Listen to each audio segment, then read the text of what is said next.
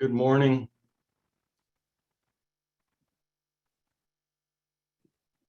Hi, Steve. The question of the day is kind of a selfish one because I need recipes for fall, but it is, what is your favorite thing to cook? Bonus if you share the recipe. Sweet And if potato that's- casserole. What is it? Sweet potato casserole. Oh, that sounds good. Oh, cool. Yeah, we can go with fall theme too. I'm gonna go with this vegan pumpkin bread I just made. That is like, I struggle with vegan breads. They're sometimes raw. They sometimes like get yucky within a couple of days. This recipe, flax, has changed my whole life. So I'm gonna share the recipe with you. Anyone else? Oh, that sounds great, Bobby. Potato soup. I haven't eaten a just egg. I'm scared. I tried it in brownies. It did not work. I must have done something wrong, but it did not work at all. Oh, this is great. Oh, Aaron, awesome. We're going to start in just a minute. We've been waiting till about the 2-minute mark. This is so great. Thank you all so much. I'm glad we saved the chat. And remember, you can access this afterwards if you want some of these recipes. Oh yeah, I'm supposed to be looking at my pumpkin bread recipe.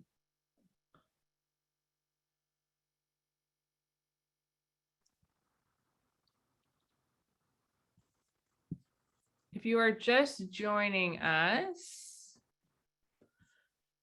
the question of the day is, what is your favorite thing to cook? And bonus if you share the recipe. So we have some good, really good ones already in the chat.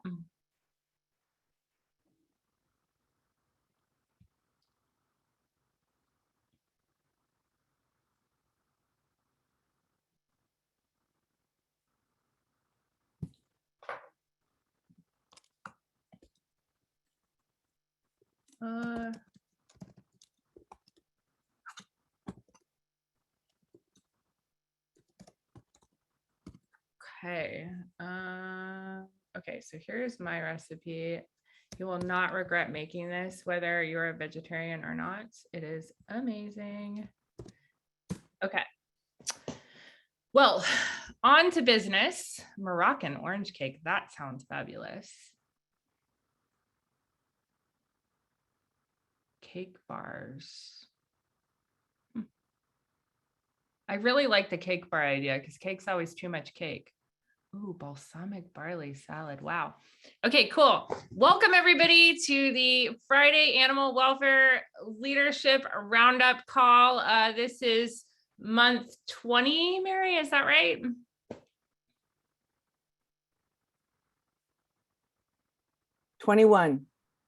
Month 21 of these calls. We have about 1,500 registrants at this point each month. So lots of people are live and others are watching after the call. So today is a historic day for these calls because we have yet to have an internationally focused call. So we're really excited about our speakers today. We're also going to have Dr. Berliner here with some poll questions for some work that they're doing. So before we get to all of that though, I want to turn it over to Mary Smith from Maddie's Fund. Thanks so much, Kristen. Really appreciate it. So awesome to see you all. You know, it seemed like a minute ago there were 10 people on and now there's 112. I don't really know how that works, but it feels a little bit like it's just fucking magic. So last week, we talked about those things that keep us separate, those terms that are divisive, those words that we need to change. And I can appreciate that approach because I think we're hardwired for the negative.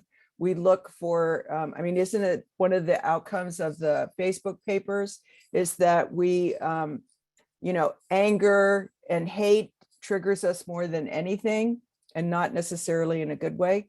But this is November, and November for me is gratitude month. And I'm really interested in what are those things that bring us together? What are those terms that unite us? How do we look at what's common, what we share, as opposed to those things that make us different?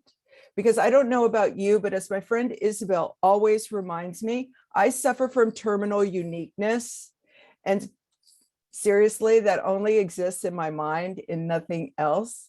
And having a friend like Isabel to remind me of that almost on a weekly basis is really a gift. And I'm really grateful for her friendship. So anyway, I'd be interested in finding out from all of you, what do you think are those things that bring us together, that unite us, that allow us to feel like we are kindred spirits, as opposed to adversaries operating on opposite sides of the street? And with that, I'm out. Thanks, Kristen. Thanks, Bobby. Thanks so much, Mary. There has been the last few weeks, there has been so much negativity on social media regarding animal shelter workers. And I think the Love Wins slogan has really been my mantra for the last few weeks, and we are winning. And I think coming together like this is really revolutionary. And so I'm so grateful for all of you. And these calls, they mean the world to me, both professionally and personally. But to those of you who have reached out and say they mean a lot to you, thank you for doing that, because it's a real honor to get to help bring everybody together every week. And we're committed to continuing along the lines of Love Wins, because I really believe that. I think we all do.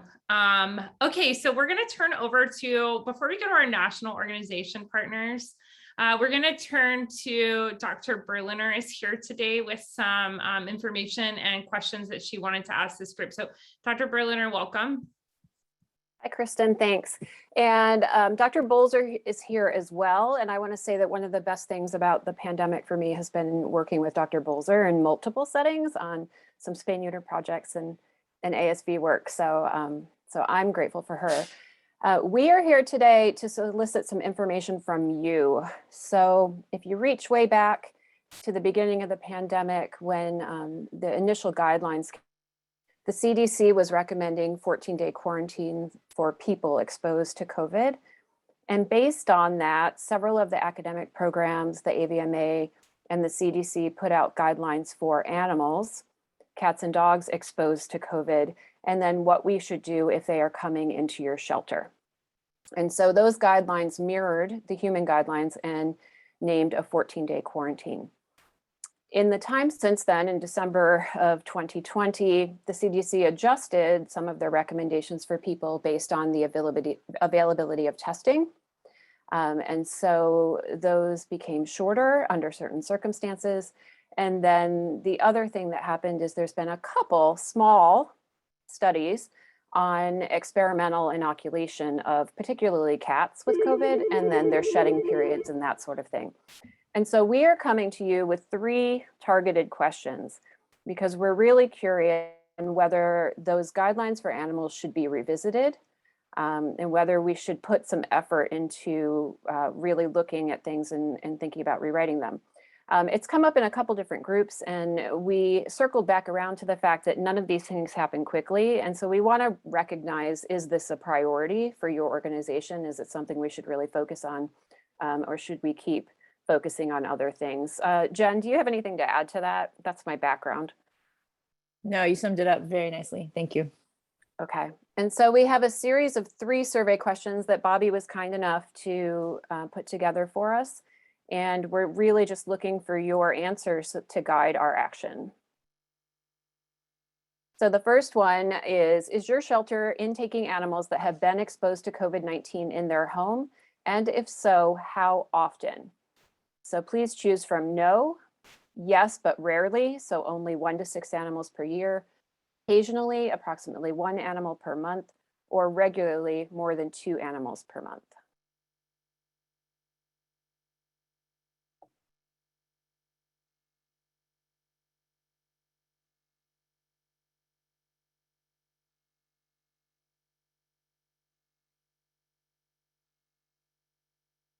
I feel like I need Jeopardy music.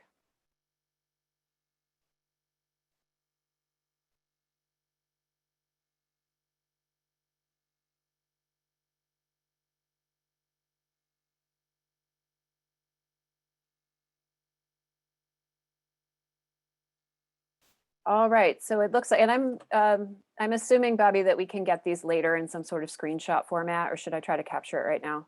No, we can grab it. Allison is actually Okay. prompting them and helping Got them it. up, so we'll get you a Perfect. copy. So it looks like 60% rarely, so a few animals a year, and then we've got a few organizations that are getting them more frequently. So that's super helpful. Okay, on to question 2.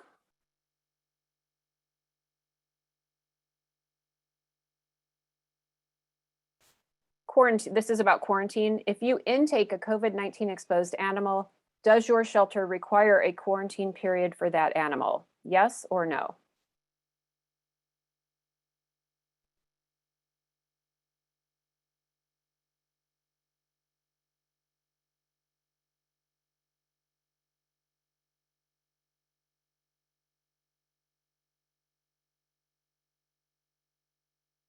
And I will say one of the things driving this too is that I've certainly been contacted directly by organizations, and pretty much everyone who's been doing this work has been. And we feel like sometimes our answers are different. So there's some concern about that. So yes, about 60% of you are quarantining and 43% are not. Okay, perfect. And then the last one. Oh, question is double-sided. I see that, Christy. I'll make note of that. And then quarantine period. If your shelter doesn't take COVID-19 exposed animals and does quarantine these animals at intake, how long is the quarantine period? So 14 days, 10 days, 7 days, or other. And I am noting that Christy noted that her organization quarantines any animal, so it's not specific to COVID. So let's say that this is specific to COVID. Do you have a rule that COVID-19 animals are quarantined, and then how long do you quarantine them?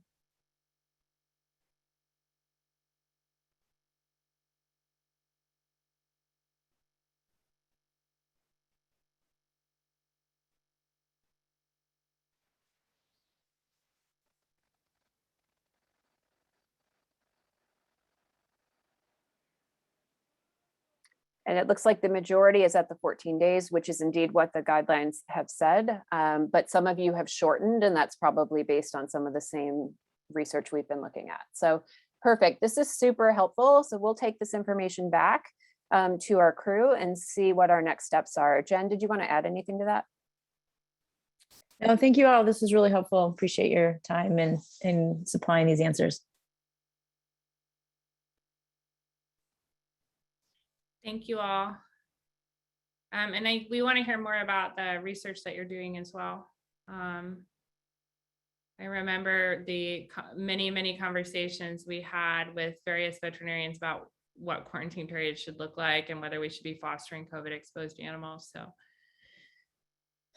okay, we want to move on now to any of our national organization partners who are here on the call and want to share any updates with us. I'll go. This is Valerie Shepard with the Association for Animal Welfare Advancement. I'm sure you've heard about it already, but I just want to remind you that you're cordially invited to our virtual conference, Looking Forward, the Future of Animal Welfare. It's the afternoons, Eastern time anyway, of December 7, 8, and 9, and I'll put the link in the chat. Particular shout out to one session that was inspired very specifically by the meeting here, where the folks from ACCT Philly and other brave folks talked about the level of harassment and bullying they've endured. We have a session that is led by the head of security from the National Abortion Federation, and she is going to be talking about addressing security issues, what to do when you're being harassed, bullied, attacked, threatened. So I think that'll be a really interesting session in a conference we have 7 sessions. They're all pretty interesting topics, but that one, just a real shout out because of this meeting that inspired it. So I'll put the link into the chat, and I hope we'll see you there. And if you have any questions, reach out to me anytime. Thank you.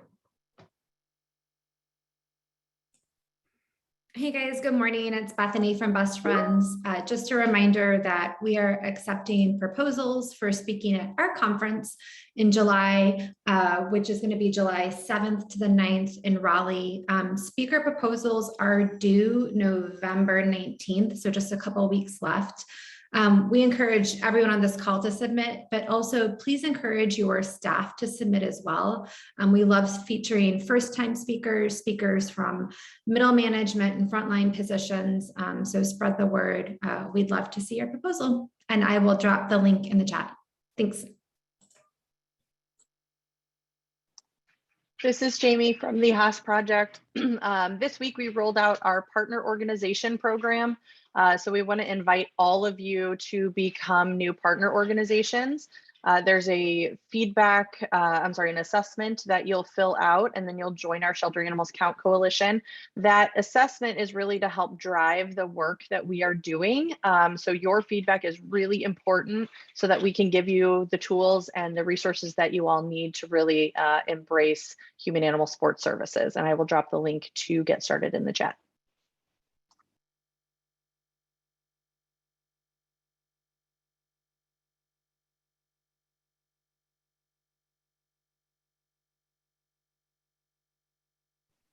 Bobby, can you give us an update just so folks who might drop off early hear what the next calls are going to bring?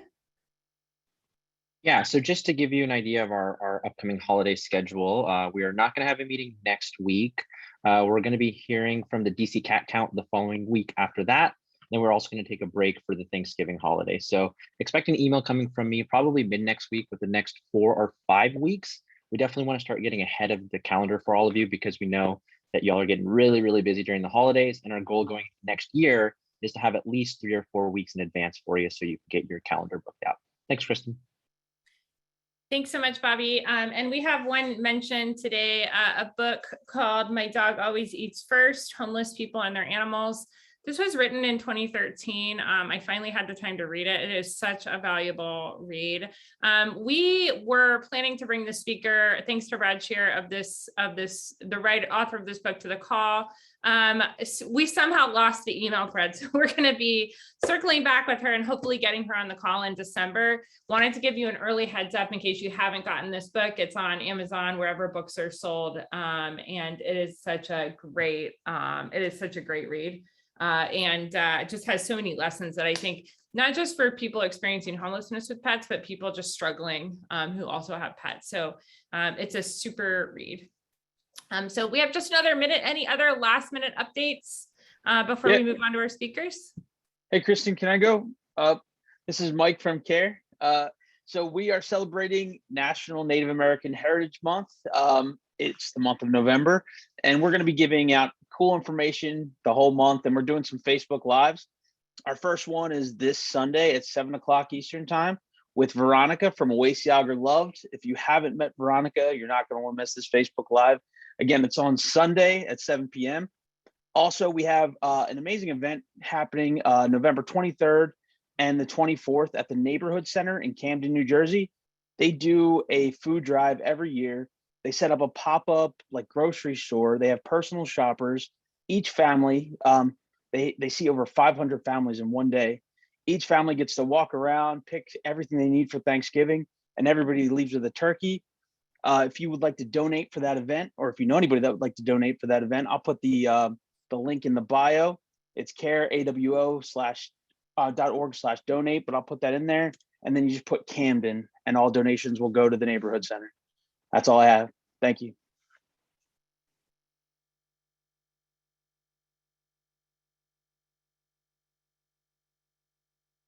Thank you so much. Okay, so we're going to move on to our speakers for today. Today is a historic call. We haven't done this before. We are featuring all speakers from other nations talking about animal welfare in those countries.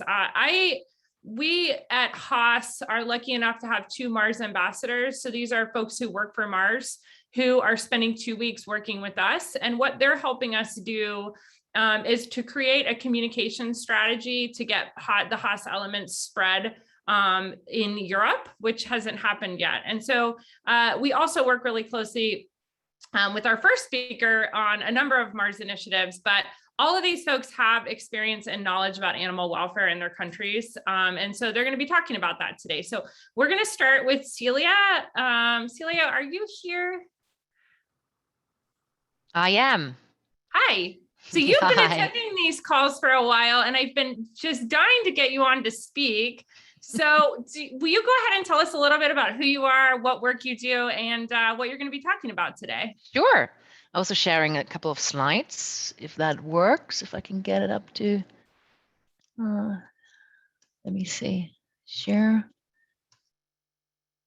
Okay, guys, can you see my screen? Yes, we can. Perfect. Cool.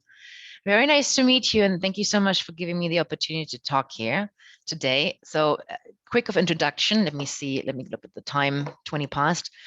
So very nice to meet all of you. So I'm the Global Director of Shelters and Pet Adoption for Mars Pet Care. So I'm overseeing our global strategy, working with shelters, not only in the US, across the globe. Some of you might already work with some of the entities, for example, VCA, the Healthy Start program, or Royal Canin, or even Pedigree. For all of you who are already working with those Mars entities, you will continue working with them, so there's no issue. But what I'm doing is I'm basically pulling together a little bit of our strategy, what we want to do, how we can support shelters better. So that's basically what I'm doing on the Mars front. But and I'm living in New York, so but from my accent you probably can hear I'm not from the US. I'm actually originally German. So on the side, outside of my Mars life, I also run a nonprofit which is called Zero Stripe Project, which actually led me to Mars, if I may say that. It's a small but growing public policy organization. It's a 501c3 and also a German registered nonprofit focusing entirely on Greece. And that's a long story. I don't want to go into all the details how we started, but basically it started out of a necessity. We came across a hoarding situation during holidays. My husband and I, my husband is Greek, me German, living in New York, and then decided to do something about it. And we really went step by step. First, we did something completely crazy. We started building a shelter in Mykonos, which was successful, and we got these dogs rescued. But then we realized that in order to really move the needle, we need to go more into public policy. So that's what we started in 2018. And since have been working with municipalities in Greece who are by law responsible for strays, working on stray prevention programs, and also we're working with the government on legislation changes. And I want to introduce you a new legislation change that just happened. Greece brought out a very groundbreaking companion animal welfare legislation. I think it's the most groundbreaking legislation that I've ever seen.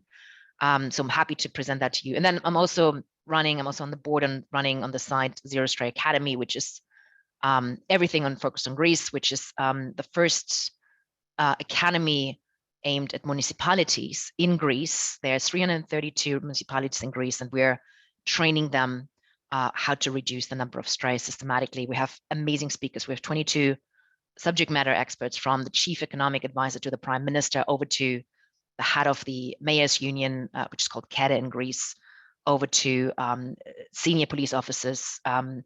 It's really amazing, and we are funded by Battersea Dogs and Cats Home. I don't know whether you know them. It's a charity in the UK. They're they're actually sponsored by the royal family.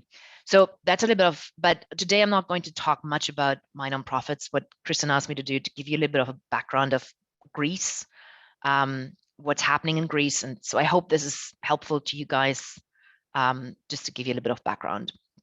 So I thought it started, and I hope you can see all this. I don't know what you can see, what you can't see. So I started so Greece. Greece is obviously a country in Europe, small country, not very big.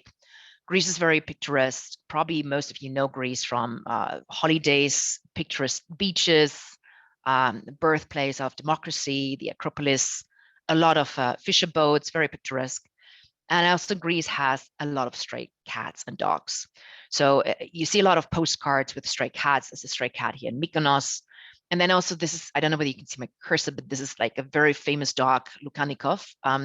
He lived in Athens back in 2005 as a community dog, back in 2015, when there were a lot of riots. So Greece went on the street to protest against austerity measures. Lukanikov was always there to run with the protesters, and he was a complete accepted member, which sounds crazy. I think any of us, I mean, if I would have seen that from like the kind of US mentality or German mentality, I would have said, take this dog away, but that was normal. So this dog ran. Unfortunately, also the dog got a lot of tear gas in his eyes because obviously the police used tear gas to disperse the protests.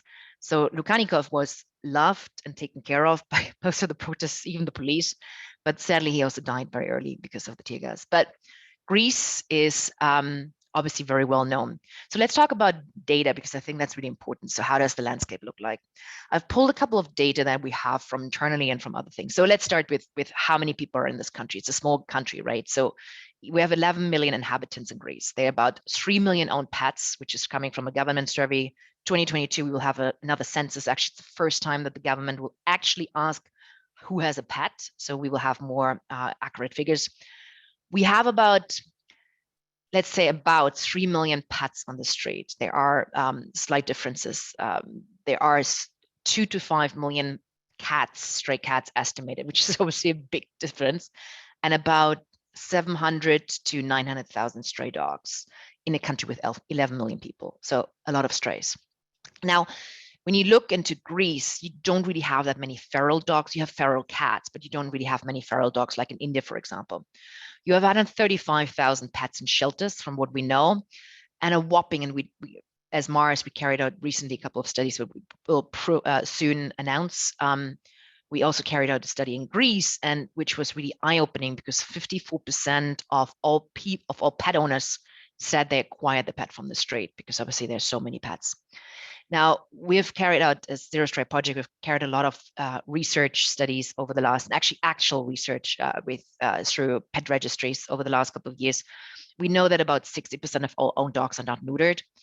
In Greece, the mentality is a little bit like, especially in the countryside, less in Athens. If you go to Athens, the capital, that's less of the problem. But if you go to the countryside, people just open their doors and say, go for it, go for a walk and come back in the evening. So, but also neutering is not something that is really promoted.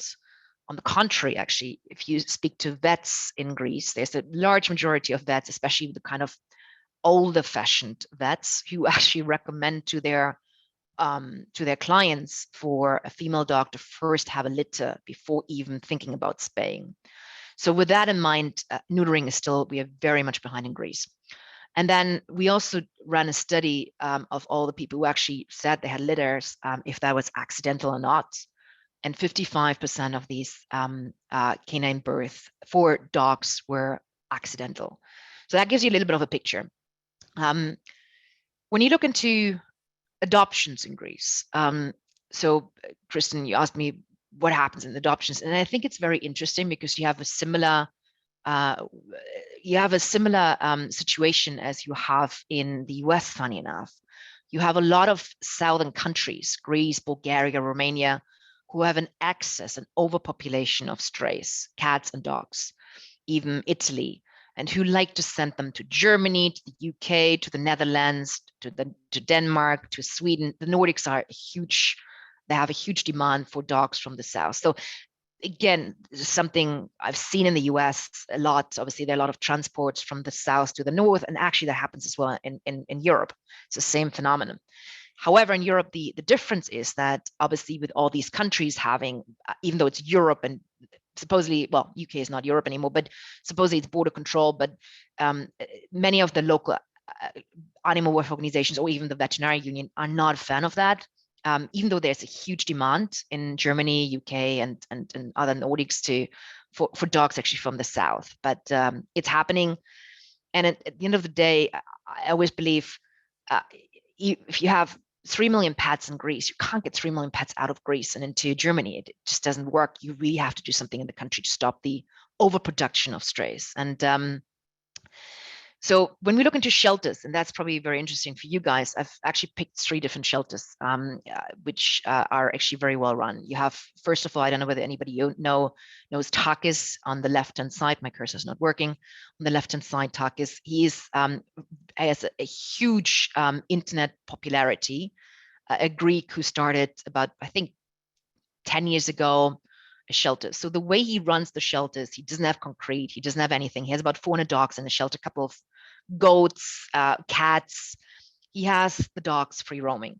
So he has very few dogs in separate areas. Most of the dogs are living in open spaces, and they have divided them into different spaces, but he also has an open space where some of the dogs are So it's a very different way, and actually it works. These two shelters, I'm sorry, these one shelter is probably closest to what we know from the US. And also I would say many of the shelters don't really have concrete on the floor. It's more like pebbles. And for example, Tarkus uses like white pebbles, which you find in nature, which are very absorbent. And actually he just needs to pick up the poo and the urine is actually going to the earth. So it's totally fine. This shelter is probably a bit more close to what we know from the US. It's the Aegina Shelter. Actually, we've been working with them in the past quite a lot. They have like more similar kennels as we know from the US, but you also see most of these shelters have 3, 4, 5 dogs in one very larger or much larger kennel.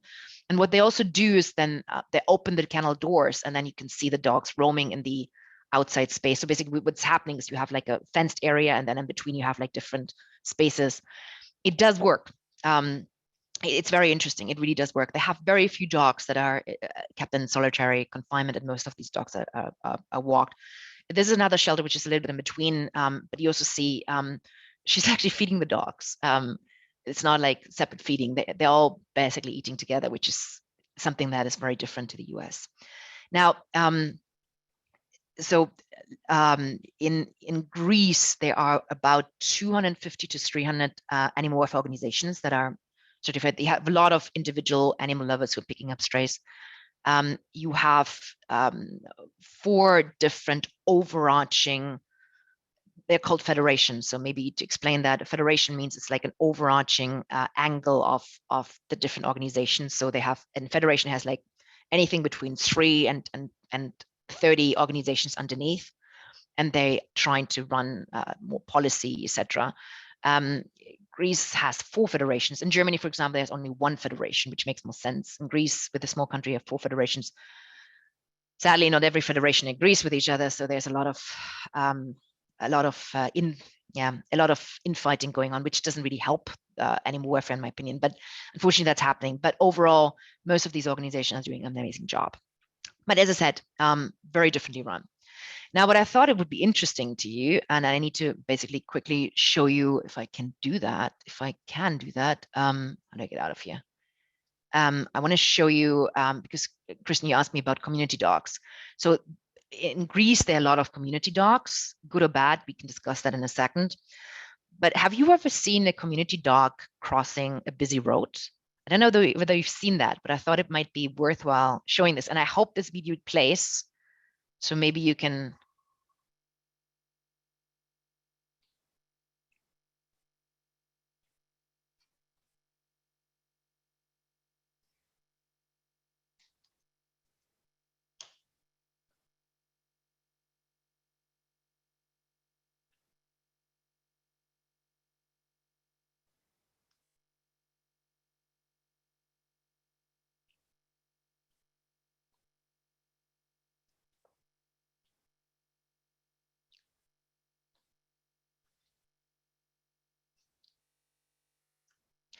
So I think you get the idea of it. So basically what happens is many of those dogs, especially in larger areas, are living as community dogs. They're looked after by somebody who's feeding them. If everything goes well, they are sterilized. So for example, in Athens, in the capital, one of my colleagues, Serafina, who runs the municipal shelter there in Athens, she's also part of the municipality of Athens. They do take care, they make sure that the dogs are neutered. Some dogs are just used to living on the street. So I find it fascinating just watching those community dogs, the way they cross the road. They literally wait for people, because obviously there are a lot of cars. They wait for people to walk, and then they walk with these people. So it's incredible how adaptable these dogs are. It's just something I've never seen before. And again, they are accepted. Now, the problem also with, while community dogs are not necessarily a bad thing, but the problem is if you have so many strays, obviously there's also a lot of animal abuse. And I apologize for some of these very bad pictures. So if you don't want to see it, then please just block it out for a second. But I think, unfortunately, that's a reality in Greece. Greece is the #1. Greece has a huge amount of animal abuse, from dogs being dragged behind the car over living in barrels. So this is a barrel dog. It's unfortunately quite common over dogs like this is a dog we found, which is ridiculous. The dog was tied on a tree and basically was half dead when we found him. it's bad what's happening in Greece, because with the sheer amount of strays that you have, on the one hand, it's more acceptable, but it's also more prone to abuse. This dog Hector was actually stabbed in the middle of the day at 2 p.m. in a busy road in outside of Athens by a university professor 5 times, and a guy, one of his friends, held him and stabbed him. Hector made headlines in Greece. People were on the street protesting to say, how can a university professor teaching children doing this and not getting away with that? So Hector was groundbreaking because he was actually the reason why laws have been changed. And one of our lawyers who's working with us actually was involved in that case. So now animal warfare is punishable animal abuse is punishable up to 10 years and up to 30,000 euros, and is a felony. Now, you might say this sounds extreme, but unfortunately, with the amount of abuse that's happening in Greece, unfortunately, that was necessary. So it's not all nice to have so many dogs in community.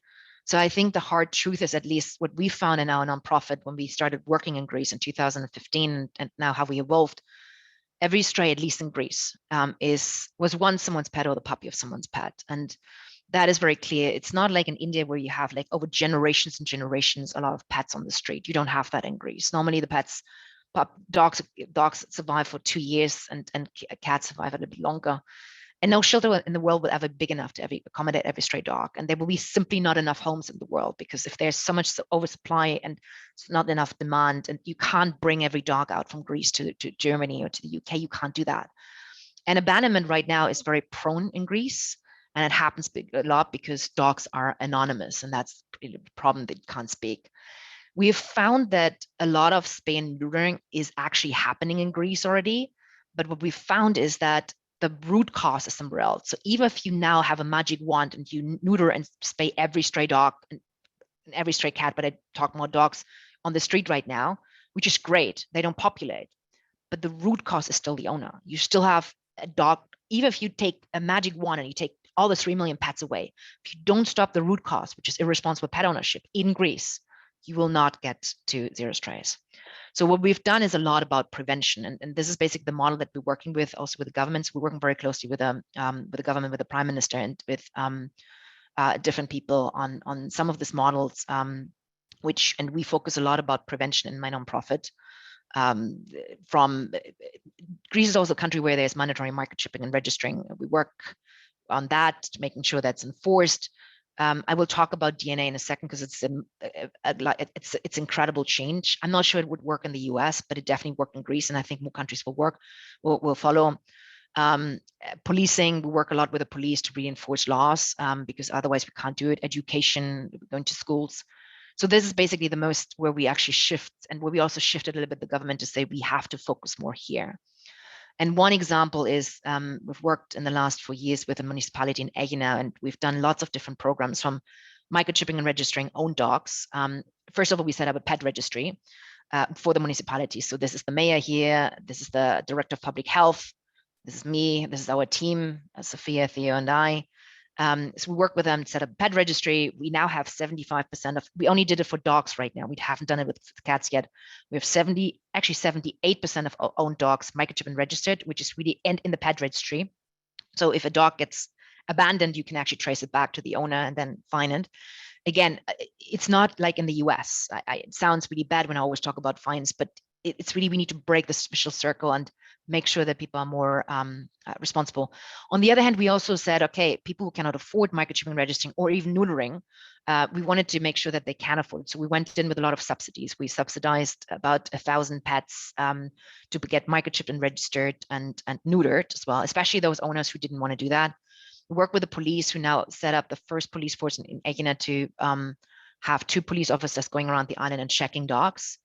We did a lot of education campaigns. We put a Google map together with existing strays to monitor them. We introduced municipal badges. Anyway, long story short, we started in 2018 with 200 stray dogs that we counted. We just did another census studies. We're now down to 30 left, which is great. And the whole community came together. And this is like my last 2 slides, and then I stop. So a little bit of the work that we've done in Aegina also influenced, which is great, the current prime minister and the current government. So the current prime minister, Kyriakos Mitsotakis, he actually when was that, in April this year? I believe in April this year, February this year, he actually went to a local shelter, the CAS shelter, and I think it was the CAS shelter. Anyway, he went to a local shelter and adopted a stray dog, and he made it a big PR campaign. And the reason, and this is like so powerful, if you think about it, Biden goes to the shelter and adopts a stray dog and or a shelter dog, and so he wanted to make sure, he's a huge animal lover. We've been working with him, and he wanted to promote, basically say, you need to adopt more. So obviously the prime minister adopting a pet is just very, very powerful. And Peanut is now always greeting every state employee, so not state, every person who comes. So anytime a new state representative comes to the White House of Greece, they will be greeted by Peanut. So that's a dog. The exception is Merkel, because Merkel was in Greece last week and she's afraid of dogs. So that's the only time when they actually didn't bring out Peanut, but others that. So wrapping up. So the new legislation was just introduced in September, which in my opinion is groundbreaking. So number one, I don't want to go through all this, but because there's a lot of text, I'm happy to leave you with this, but a couple of very key changes. Companion animals was actually taken out of the Ministry of Agriculture and put into the Ministry of Interior, which is groundbreaking because we found that the number of strays is more of a interior minister problem, societal problem, than an agricultural problem. And it was not easy, but we made it possible. The new legislation has the 5 freedoms as part of the legislation. So people have to follow the 5 freedoms, which is, in my opinion, have not seen anything else. There's now a national registry of all owned and stray pets, national adoption platform, nationwide adoption platform. They have a registry of animal welfare, breeders, shelters, blood donors, and all the digital medical health records. All the medical records of pets are now outsourced in a digital health book, which is stored within the government. Another really, really important point is the government tried to push mandatory neutering, which we actually advised against, but they tried, and that obviously got a lot of protests, as you can imagine. So we found a good compromise, and actually that's something we discussed. The first time we were on Business Insider was 4 years ago, Theo and I, to talk about DNA, and then we're happy that it actually went through. So what happened is the new legislation now asks to either neuter animals by the age of 1, or have the vet owned pets, or have the vet taken a DNA sample and send it to the Greek genetics laboratory where it's stored. So, and they're now setting up a DNA database across Greece for all owned pets.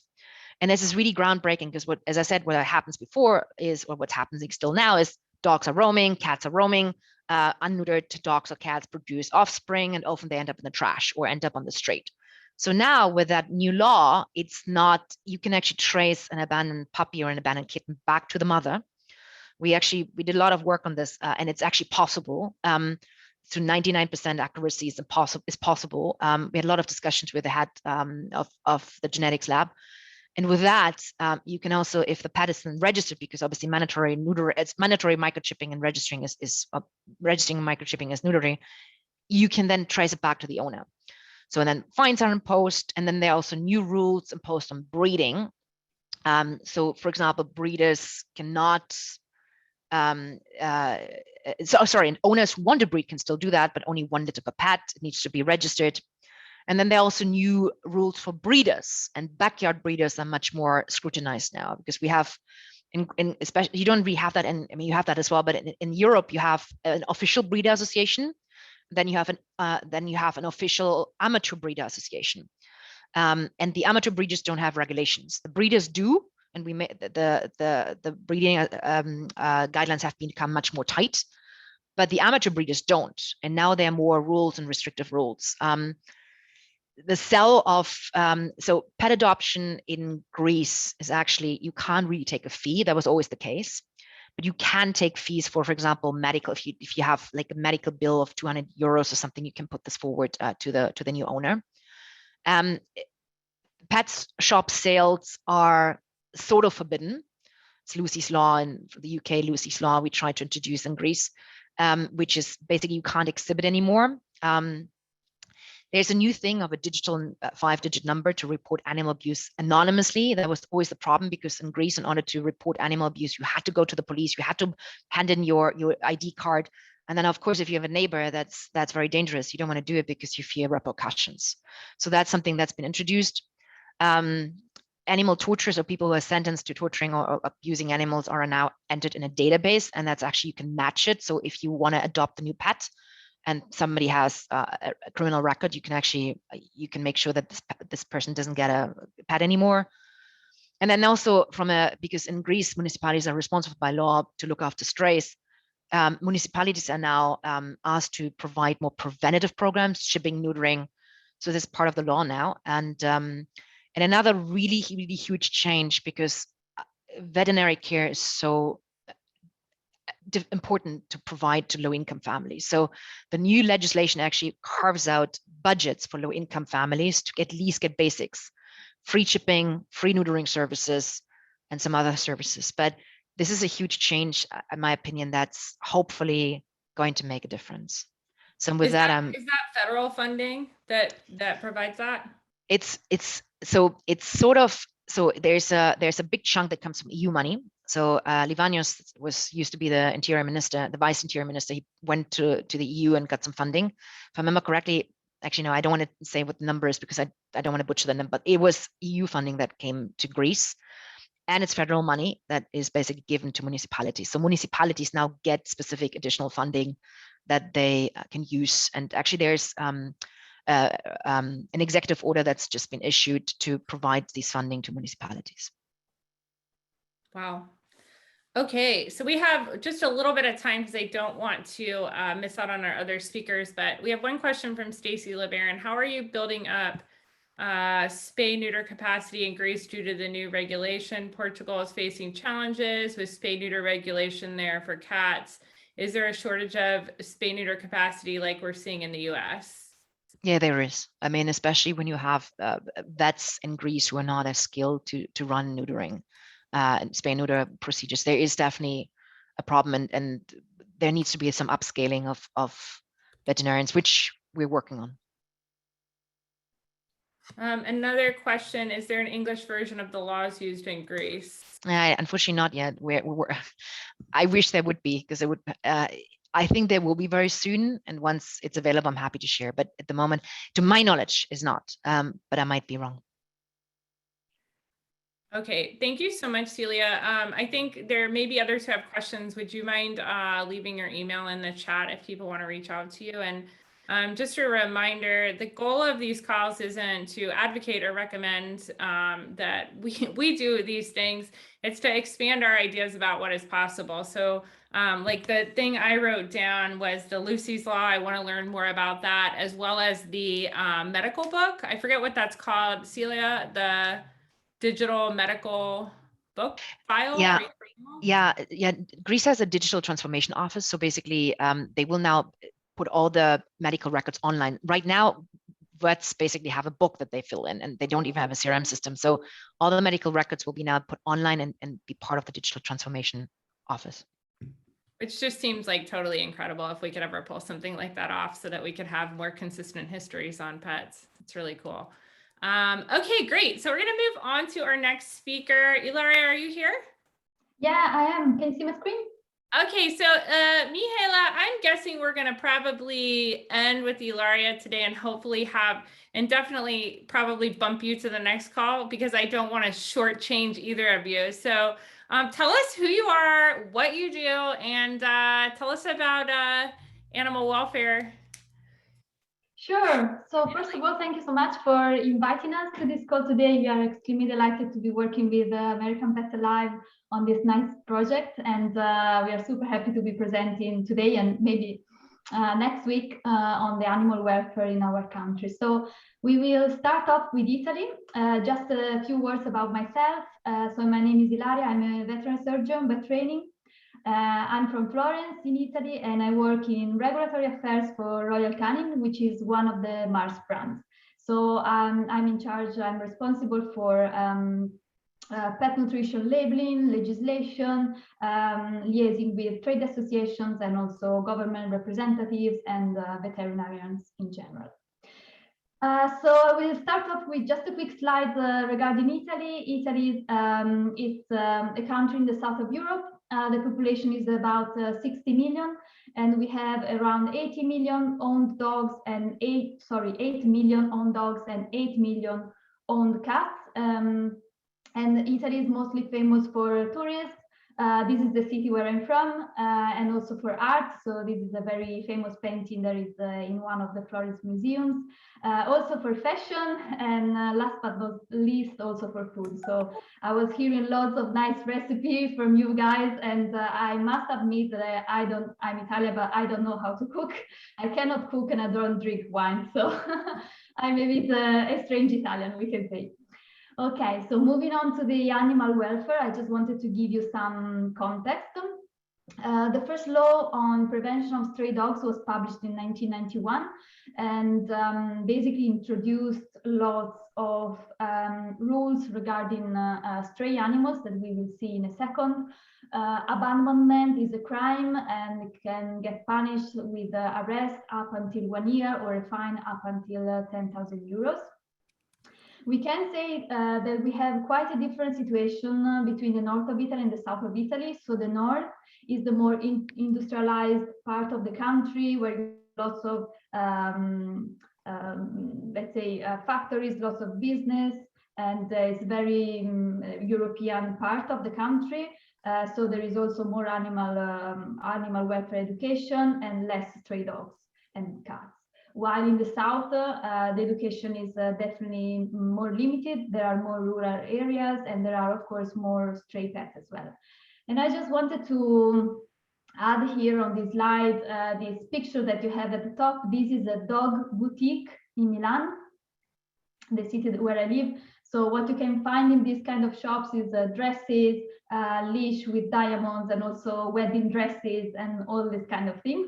While the picture that you can see at the bottom is from the south of Italy with, you know, community dog and stray dogs on the street. Registration of animals is mandatory for dogs, but not for cats. Except in case you adopt a cat from a shelter, or if you want to move it and take it abroad, or if it's part of the cat colonies. The cat colonies are a group of cats that are registered at the veterinary authorities, and they're sterilized, they're microchipped, they are protected, and they have a tutor.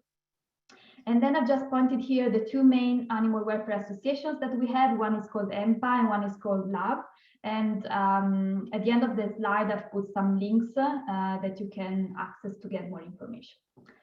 So now on to the kennel situation. So first, we have the so-called sanitary kennels. What are the type of animals that get into these kennels? So either wandering dogs that are caught by the operators in charge or by the citizen, cat colonies, cat from cat colonies that needs to be sterilized, injured or seriously ill pets where you cannot find the owner, pets that are returned after adoption, for example, if they are very aggressive, let's say, and also pets that are coming from owners that have died, that have been hospitalized, or they are in prison. So what happens to these animals? They get health checks from vets, they get deworming, vaccinations, and they stay in this type of kennels as a temporary solution. So after approximately 10 days, they should go to a shelter. These kind of kennels could be municipal or privately owned, and anyway, they receive public funding, either from veterinary services or from the municipalities. And in any case, you cannot euthanize these animals, only, of course, for humane medical reasons. The situation in this kennel is not always very nice, we have to say, so I've just put some picture here. The different situation is the situation you have in shelters. So as I was mentioning, after approximately 10 days. Can I stop you for 1 second? So I think what you're saying is that animals first go into a municipal or privately owned, something called a sanitary kennel. And so is this for a quarantine reason? Because it says that they should only be there for 10 days and then be moved. Is that what I'm understanding? Yeah, correct. So it's mainly for a quarantine reason. The thing is that not all sanitary kennels have a shelter nearby. So in some cases, the animals are kept in the kennels and they don't go to a shelter. So there is also these possibilities. But otherwise, they should go to shelters, which are run by volunteers. So they are run by no-profit associations, and they are not public. They don't receive public funding, but they're funded by private donations of people. Here, the attention to the animal welfare is higher. You can see some. I've put some pictures here. You've got more, definitely more space for the animals. There are some pictures of outside space for dogs and also for cats. And on the right here, you have my cat, which is called Myrtilla, that I rehomed from one of the shelter when she was a senior lady. Again, here in the shelter, you, of course, you cannot euthanize the animals. And usually they run lots of adoption campaigns because their interest is to get these animals adopted. And as I was saying, not all kennels have a shelter nearby where they can send the animal to. So sometimes the animals are kept in the sanitary kennels. Then I just wanted to give you some numbers on the stray population. Unfortunately, these data are a bit old, so they are from 2017, but these are the latest data that we have. So the estimated population is around up to 700 dogs and 2,600,000 cats. The pets that are currently at the time in 2017 in kennels or shelters were about 115,000, most of them in the south of Italy. And in 2017, 90,000 pets got into a sanitary kennel, with an average percentage of 38% of pets that were given back to the owner. And again, this percentage is quite low, but again, I've put the details of what happened in the north and in the south. So as you can see, in the south is even lower, 6%, while in the north is higher, up until 69%. We have in total around 400 kennels and 800 shelters. And what we could see at that time was that there was a slight decrease in stray pets in the last 10 years, so from 2006 to 2016, and increase in dog registration by 57%, which of course is good, but still it's not enough. And then I just wanted to finish up with some consideration. The stray pets, of course, turn into a very high cost for the community. A dog in a kennel costs on average 1,300 euros per year. And the average residence time in a kennel is estimated to be 7 years before they get adopted. So this can easily go up to 9,000 euros for the whole life of the animal in the shelter. So somebody has estimated the national cost of keeping all these pets, and it's up to 150 million euros for the government. An important consideration is that there are no official criteria for a kennel to qualify, which unfortunately is attracting funded speculation. So here I've just put an example. If I am a kennel and I have 300 dogs, I could be receiving up until 1,000 euro per day. So if I'm a very good person and I'm really taking good care of the animal, buying the right products and so on, then it's one thing. But then if I'm not that kind of person, you can easily calculate that you can get and earn quite a lot of money. Again, similar situation as we've heard before, not enough pets, generally speaking, are neutered or sterilized. We do have a national registry system that was recently created. And so this is still a bit up and running, and this still should provide a better animal tracking than before, where we had regional systems that were not always interacting very well with each other. And then I will just finish up with this estimation. We estimate that on average, every year, 150,000 pets are abandoned, especially during the summer period. And what I found quite devastating is that it's estimating that 800% of them would die within 20 days. So they could be hit in the road, or they could just not survive outside the house. And something that we are really working hard on is that the VAT on pet food, but not just pet food, also veterinary services and veterinary medicine is very high here in Italy, is 22%, which is the same as luxury goods. And just to give you some example, for human food is 4% for some products or 10% for others. So of course, this has a huge impact on the cost of keeping an animal, and it can get even even worse when you have an economic crisis or after the pandemic. So this is something we are really advocating against, to lower the VAT, both as a brand and as the National Federation of Veterinary Surgeons in Italy. Ilaria, I just want to say we are out of time, and so I know people are dropping off. So what I'm hoping is that on the 19th, we're going to have Mihaela come and do her presentation, and I'm hoping we can start with you on that day so that you can finish up and ask any questions. These are great. This was just a slide with some resources for you. And thank you. And would you, are you two able to share the slide deck? I asked Celia the same, but we'd love to include these on the Maddie's Pet Forum. We'll be continuing this conversation on the Maddie's Pet Forum. Please join us there. We will not be here next week. The following week, we will be back starting with Ilaria and Mihaela talking a little bit more about the work in Italy and Romania, and then moving into a presentation from DC Cat Count, which is just some fascinating data coming out around community cats and sterilization efforts. So you won't want to miss it.